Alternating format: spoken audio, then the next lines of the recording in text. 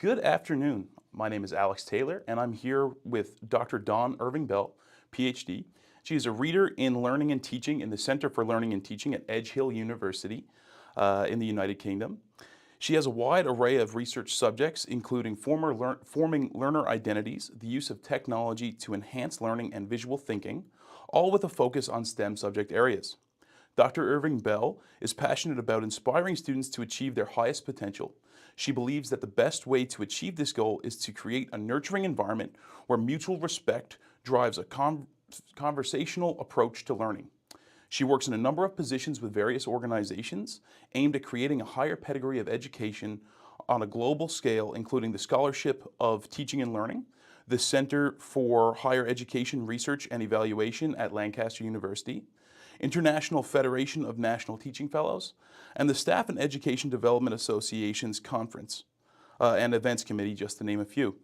She has received numerous awards for her research and teaching excellence, including the designation of National Teaching Fellow and the National Award for Collaborative Teaching Excellence for her work in shaping the teaching of technology education. Thank you so much for joining us, Dr. Irving-Bell. And I know from earlier you said it was okay to call you Dom, but I just want to make sure that you're still okay with that. Absolutely, as long as I can call you Alex. Absolutely, you can call me that for sure. So I'm just going to jump right into our interview questions there. So after reading your article, we came up with quite a few questions, actually. We found that the article was really informative in a lot of ways, but I'd love to know some more deeper thoughts that you've got. So firstly, if a teacher unawareingly begins to lose their teaching identity, they will likely become discouraged in themselves and what they are teaching. What effect, if any, do you think identity drift has on burnout or on teachers questioning their career choices? Okay, so thank you, of course, for the warm welcome as well. So I'll do my best to work through the questions, and feel free as well if I've not quite answered what you've said or you want clarification around anything, just to ask me again, and I'll try to make it clear about what I'm saying. So in terms of my research, I think burnout is something slightly different to the identity drift, but they are most certainly linked. So burnout I define as, the individual teacher who works really very, very hard, above and beyond. And possibly the burnout begins to occur because they get frustrated, usually because of a set of sort of external forces, like budget or timetabling or curriculum change, impacts upon their time. So it means they're always doing more, but not actually really making that much of a difference. So, for example, a curriculum change might lead to having to redesign your curriculum resources. So you're always in that position of not feeling where you as good as you want to be. You're not feeling as if you're always prepared as much as you want to be. So linking burnout to my research findings, which is obviously the identity drift side of it, if the burnout takes you away from the strongly held perceptions of what you think a teacher is and what a teacher does, then your identity will begin to drift. Otherwise, it's just burnout. But likewise, for those who have those, and I'm going to say this now, those really unrealistically high expectations of themselves that were, you can't achieve what you believe is required to be the teacher that you perceive you should be, then you're going to become disillusioned either way. So I think while they are slightly different, they do definitely link. But neither really is great for the teaching profession. That's the downside from that perspective. Does that answer your question, Alex? Yeah, I think so. I think like the connection between the two. Maybe when I was reading originally, I was missing how different they are. But the explanation of the connection between the two, I really appreciate. Yeah. So your values and beliefs and your experiences are what will lead you to drift away from that identity. Whereas burnout is probably you still want to achieve what you set out to do, but other things are coming in to stop you from doing that. Excellent. Thank you so much for clarifying Same that for me. Same result.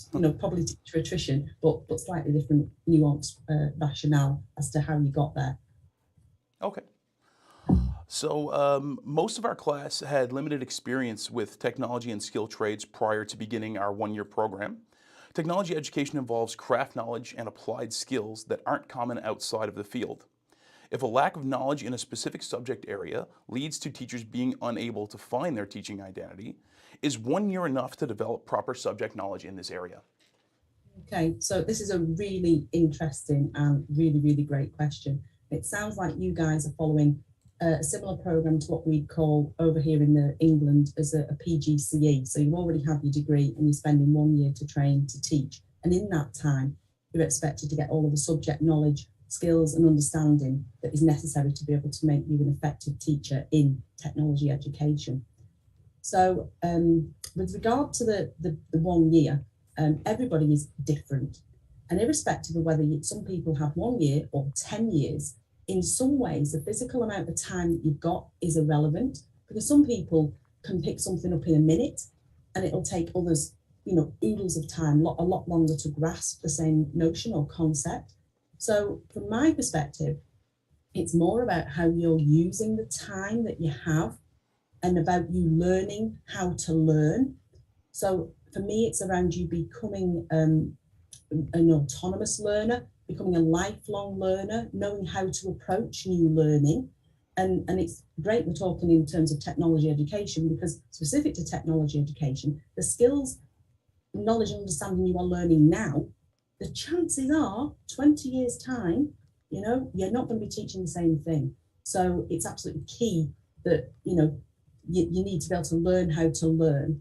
And the other thing to say is that you're never ever going to be able to know absolutely everything, it'll never happen. So it's more about developing that confidence to co-learn with your peers and your colleagues and your students, and being able to share that, if you don't know the answer to a question when somebody asks you, instead of trying to fudge it, perhaps saying, let me good question that, let's go and learn that together and go and find out together. The only caveat that I would add in relation to this has got to be around health and safety. So if you are delivering a lesson to children, primary school or secondary school, whichever, or anybody indeed, only do that if you're qualified, confident, comfortable to do so, because obviously the health and safety's got to take priority on that one. Yeah, is that okay? Alex, help answer the question there, okay? Yeah, I think that it makes a lot of sense to argue that it matters less about the amount of time and more the effect of what you're learning. And from what I got from what you were saying is that it's not so much that during this program we need to learn how to code a computer or how to build a door frame. It's more about learning the skills to go and learn these things when they change, and building the network to find out how to fix problems that we come up with as we're going. Exactly, and you said that better than I did. So yeah, it's about that application of your theory into practice. So, if you teach a classroom full of kids how to paint something blue, if all they can do, if you give them a tin of red paint, is sit there and look at it and say it isn't blue, then you've not really taught them much. So it's about getting them to be able to recognise that, they can do the same thing with the red paint, and they're just using that to apply and integrate the knowledge. I don't know if that's a great analogy, is that the right word? But it works for me in my head. Yeah, it makes sense for me for sure. It's also about using mobile phones. If you only learn how to use that one particular type of phone, when you come to change your phone, you really struggle, don't you? But so it's more about the skills of the wider aspect of learning. Yeah, absolutely. Building off that question in a way, should we allow non-specialist teachers to teach technology education courses? And should we see prior non-formal training as a benefit or possible barrier to building an effective teaching identity in STEM subjects? Okay, so obviously 2 parts of the question, and the first I'm going to answer by building on the answer that I gave to the last question. If you're a non-specialist, and if you're in a workshop, and if you're delivering a practical session, purely from a health and safety perspective, I would say that for insurance, that teacher, that colleague is likely not to be covered via insurance. So I would really prefer that people who didn't know what they were doing in a workshop weren't in there teaching children and trying to do something practically. And that goes for PE as well, and other things where people can physically injure themselves if they're not shown or trained how to do something in a specific way that can prevent harm. But that doesn't necessarily mean that someone without any formal training in technology education wouldn't be able to have something to offer. So that brings me to the second part of the question. So I think, again, it depends very much on the individual. So it can be both. It can be a barrier and it can be have some benefit. So you might have someone who's got loads of experience, years of industry, for example, and they come in and they're qualified to do the job, or not yet, but they may be training, but they're unwilling to learn and they don't really want to change the way that they learnt, and they want to just do what they want to do without really taking on board anybody else's perceptions. So they're going to encounter barriers, and they're going to probably put some barriers in the way that the learners as well. Whereas those who've got experience but with no formal training but have an open mind and they really want to learn and develop themselves and then support learners to do the same, they'd be fantastic, because they've got that open-mindedness and they want to build upon and adapt their own skills, and that will be a great benefit. So the first part of the question, probably from my perspective, that's not to say, it's only my opinion, no, I wouldn't get them in a workshop because they wouldn't be covered for insurance, and prior experience with or without formal training depends upon the individual. Yeah, okay, that's kind of where I think myself and Caitlin were thinking along the lines when we formulated that question, and I think that's kind of the inclination that we got from reading your article. So I'm glad that we at least understood that part of it. So some of us, when we get out of school, may not get a permanent position immediately after we graduate, and we'll be working as substitute teachers, which I know in the UK you guys refer to as supply teachers. With teacher knowledge so closely connected to quality, how can we best perform as substitutes in areas where we lack knowledge? Okay. So firstly, in this bit, I just want to talk a little bit about that supply or substitute teaching. If you're seeking a permanent position and you go into one straight away, that's fantastic. But if you don't, and that might be through choice, or it might be through you just haven't found the right school for you yet, don't worry too much about it, because actually it might be a struggle financially because you might need to get a job straight away, and a full-time permanent job is something that you need. But if you don't, and you do find yourself in this sort of liminal space where you're working supply and substitute teaching, please take that as an opportunity, to hone your skills, to get great experience, trying out different schools and how they fit. And then you can find out that really like the type of school that you want to go and work in. So see it as an opportunity rather than something that's, oh, I didn't quite get a full-time permanent job first time round. I know some colleagues, some of my students, who've actually done that just to make sure that they've found the right school for them. I know others who jumped at the first job that came along and it hasn't been a good fit, because they were they needed a mortgage, or they were getting married, or whatever life thing they were doing. So look at it for you, and you swim in your own stream, so don't look at being on supply or substitute teaching as not being, the best thing, because for some people it absolutely is. So to the question, in terms of using your skills, if you find yourself in this situation where you're perhaps teaching outside of your subject area, you are absolutely going to be amazing. You really, really are, right? Because you can use your skills that you've got from training to be a technology education teacher in almost any subject. And in fact, I've often thought about how brilliant it would be if I were the head teacher.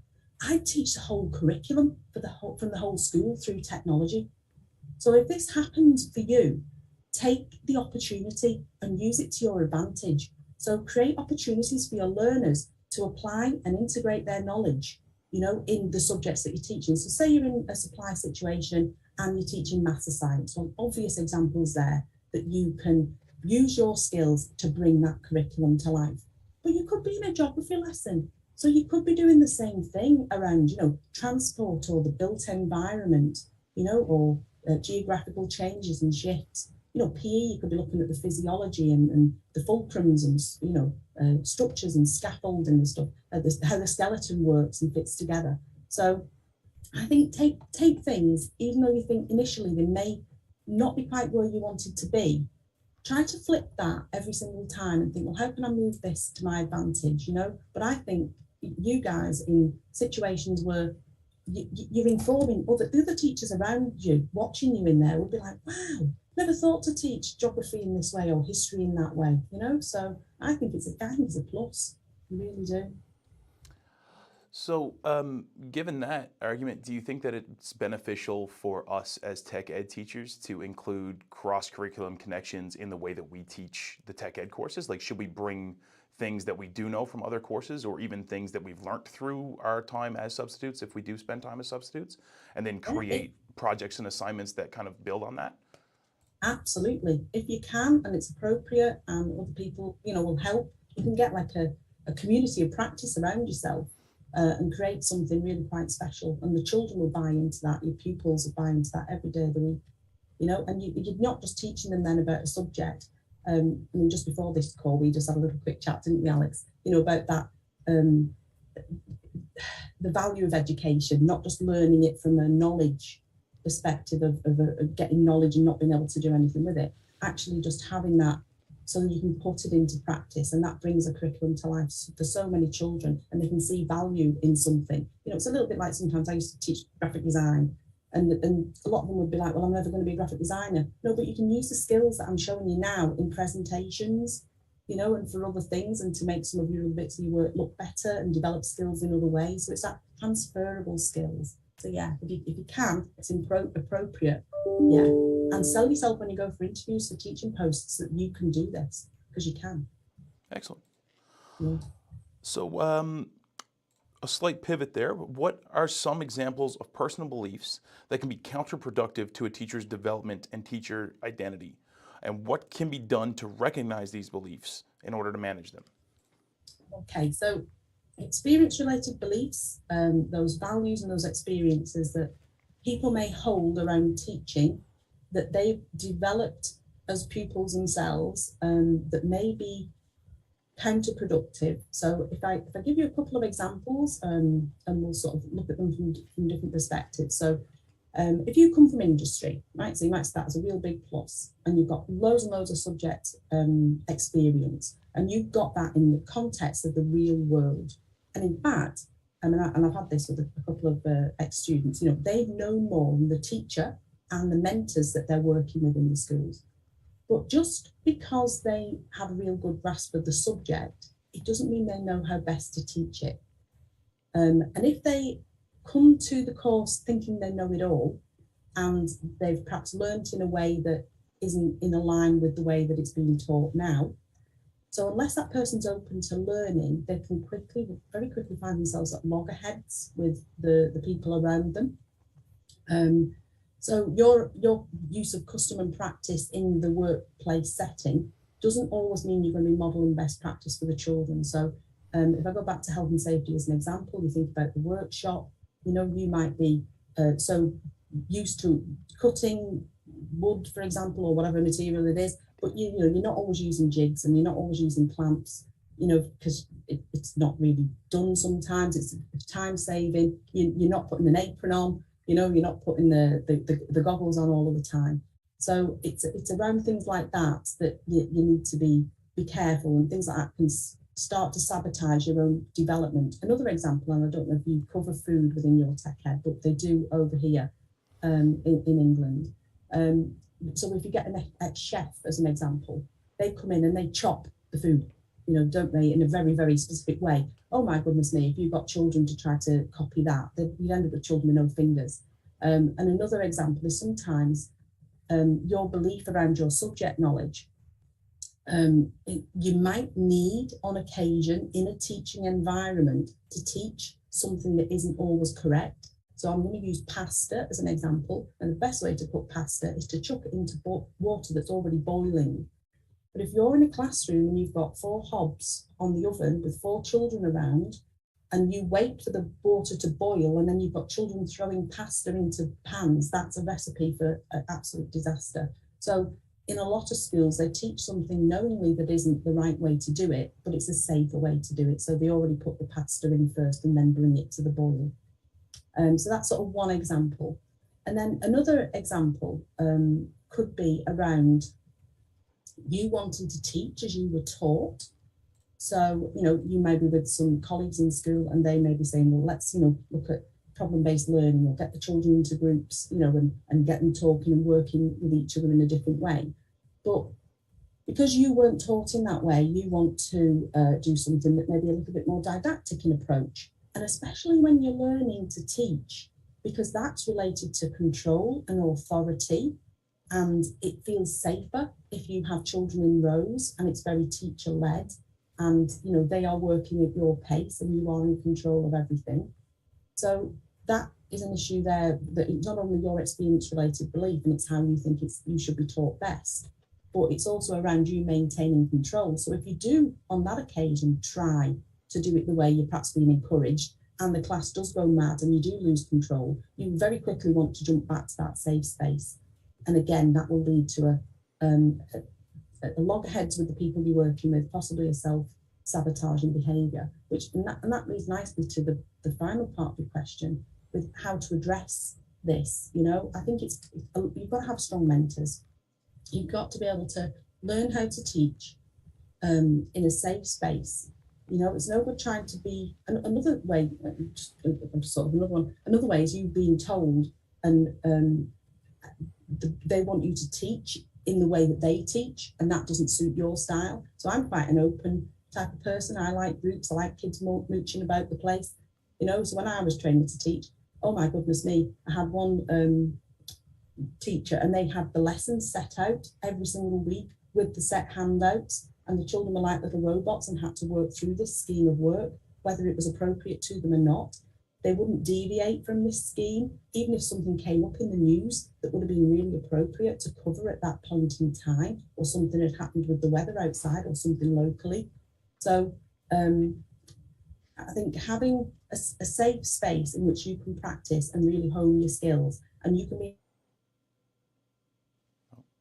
quite right. It's not a failure. It's just part of your learning experience. And no one's ever a fully finished article. You are just training to teach now, and you should be encouraged to take risks. And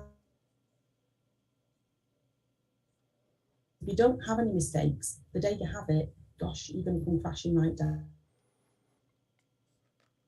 as well, to be able to know what to do, to adapt your practice. If something you're trying doesn't quite work first time, how you're going to move it around to make it better next time. Does that answer your question, Alex? Is that okay? Yeah, I think that was a really in-depth answer, actually. Stop me, if I go on too long and I get a bit passionate about certain. No, I think it's excellent. I'd much rather hear somebody talk about it from a place of passion than prattle on about something they didn't care about. All right, I've been told that I need to ask you one last question, so I'm an audience question then? Oh, sorry, I'll ask one just last question for ourselves, and then I'll follow up with an audience question here. Given the results of your study, what should future research focus on about this topic, and can it be explored or applied outside of STEM-related subjects? Okay, so I think future interventions to support teachers is something that we really, really need. And this is like real investment in mentoring programs and training that supports teachers and really makes a difference. And I think government has a huge role to play in this, so look, not just putting policies in place, but looking at the impact of the policy. Oh, I think we lost you there for a second. Oh, am I back? Yeah, good.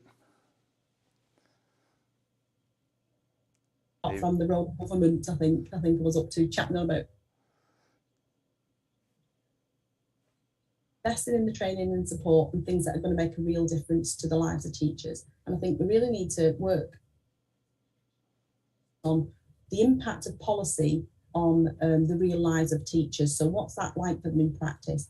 And look at ways that we can improve not just the physical conditions of teachers, such as pay and workload and things, but look at ways that we can raise the status of teaching to make it a more attractive and really worthwhile profession. I think that's absolutely something that future research really needs to look at, so that we can support teachers. Does that answer the question there? I got a bit lost with that one there because I got. No, I think that's a really great answer. I think like seeing this type of research as being there specifically to help teachers that are coming and develop better teachers, I think is the best way to look at this type of research. So I appreciate that insight on it. I'd like to ask you a question from our audience.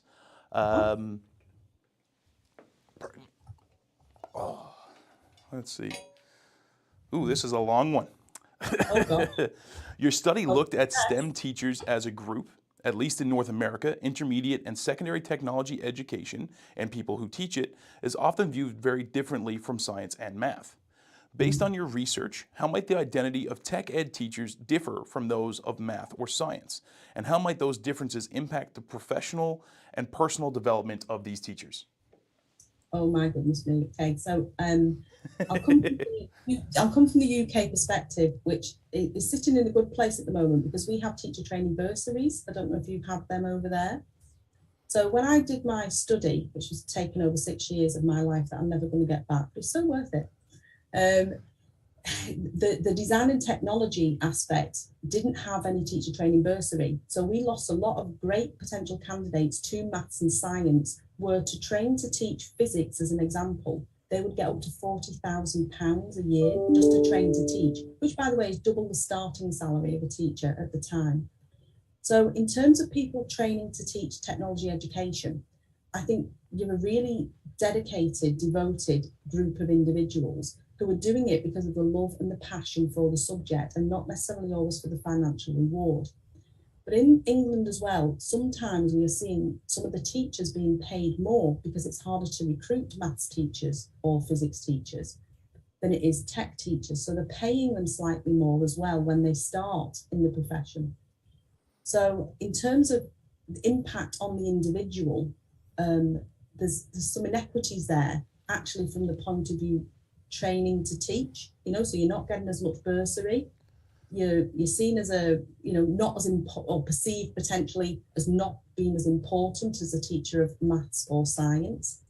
So it's a tricky one because I think it will in England anyway. I think it's beginning to come full circle because they've just reinstated, as I've said, the D&T bursary, and they're now paying them £20,000 a year to train to teach. It's £8,000 less than a maths or a science teacher, but that's the smallest gap that it's ever been for a number of years. And I think that's around us leaving Brexit, the Brexit thing, thinking about the Brexit thing, which I didn't vote for, by the way.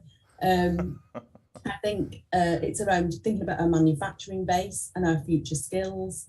So I'm hoping and I am hopeful that is putting people, but people being mindful that actually tech is an absolute key subject area, and we need our young people to be learning the skills, not of just being able to make, like you say, a door frame or something, but the knowledge and process that goes into that, the complexities and along of the learning journey of organisation and skills and marking out and measuring, and being able to apply those in other settings. If we're going to go green and we need all of these wind turbines building and all these other different new technologies that don't exist yet, they've got the people to put that in place have got to come from somewhere. And at the moment, unless we put D&T or technology at the heart of the curriculum, we aren't going to have them. And I don't know what you're like in Canada, but in England, we're going to have a lot of historians and a lot of geographers, but I don't really think they're going to be able to make the things that we need